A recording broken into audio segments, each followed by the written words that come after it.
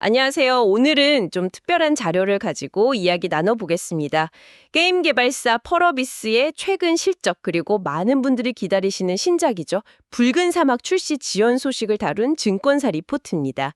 이게 보통 게임 뉴스나 리뷰하고는 완전히 결이 다르잖아요. 네, 맞습니다. 이건 철저히 투자자의 관점에서 숫자에 기반해서 쓴 냉철한 분석이죠.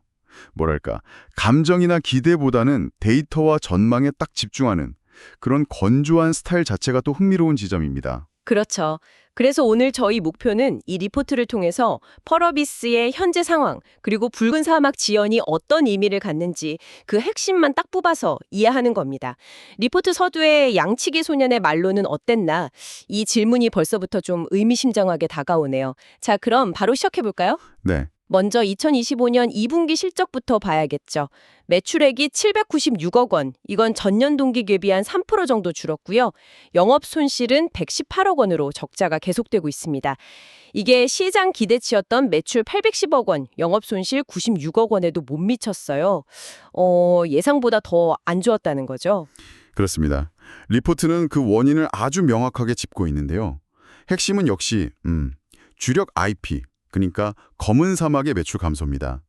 549억 원으로 전년 동기 대비 9% 줄었고 심지어 바로 전분기하고 비교해도 13%나 감소했어요. 아, 검은 사막의 하락세가 좀 뚜렷하군요. 네.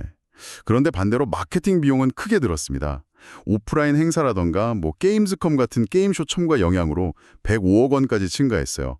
전년 동기 대비로는 44%나 늘어난 수치죠. 비용 부담이 커진 겁니다. 그럼 검은 사막 말고 다른 IP, 예를 들어 이브 같은 경우는 어땠나요? 그게 또 흥미로운 부분인데요. 이브 IP 매출은 214억 원으로 오히려 전년 동기 대비 12% 증가하면서 예상치를 웃돌았습니다.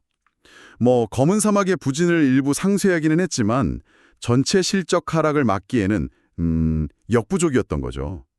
이렇게 개별 IP 성과까지 숫자로 다 분해해서 원인을 찾아 들어가는 게 바로 증권사 분석의 특징입니다. 네, 역시 가장 큰 관심사는 붉은 사막 출시일 것 같은데요. 그런데 또 연기 소식이 나왔어요.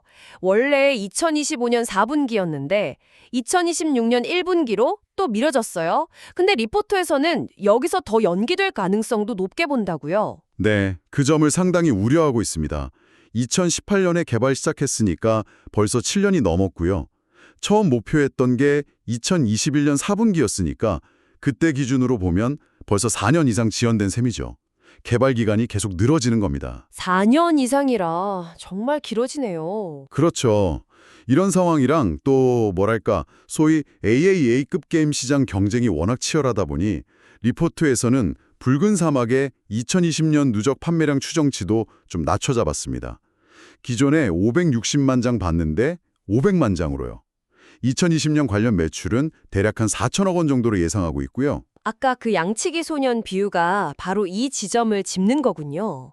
반복되는 출시 지연. 네, 정확합니다. 그 비유가 이 상황을 아주 날카롭게 지적하는 것 같아요. 상황이 이렇다 보니 투자 관점에서는 좀 보수적일 수밖에 없을 것 같은데요.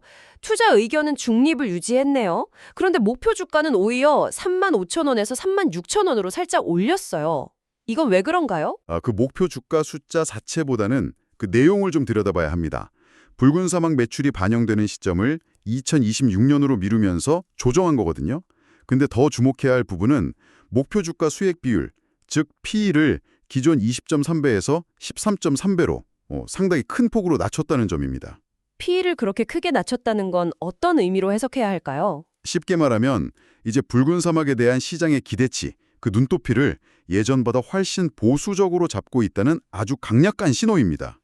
리포트에서는 네오이지의 피해 거짓이 출시되고 성공한 이후에 형성된 게임주 평균 P를 참고했다고 밝히고 있어요. 그러니까 출시 불확실성은 커지고 흥행 기대치는 낮아진 현실을 반영한 아주 냉정한 평가라고 봐야겠죠? 물론 출시 일정이 확정되면 단기적으로 주가가 좀 오를 수는 있겠지만 그 이유가 문제라는 거군요. 맞습니다. 그 이후, 즉 신작 공백기를 말하는 거죠. 리포트는 붉은 서막 출시 이후에 상당 기간 신작이 없을 가능성을 굉장히 큰 위험 요인으로 보고 있습니다. 심지어 2027년에는 영업이익이 전년 대비 반토막 날 수도 있다. 이런 상당히 비관적인 전망까지 내놓으면서 투자 리스크를 방조하고 있어요. 뭐랄까, 기대감보다는 현실적인 위험 분석에 훨씬 더 무게를 두는 증권사 리포트의 성격이 잘 드러나는 대목이죠. 네, 정리를 좀 해보겠습니다.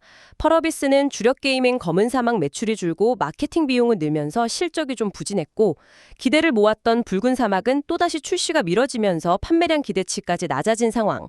그래서 증권사 리포트는 이런 분석을 바탕으로 중립 의견은 유지하지만 출시 지연이나 향후 신작 공백 같은 위험 요인을 명확히 경고하고 있다. 이렇게 요약할 수 있겠네요.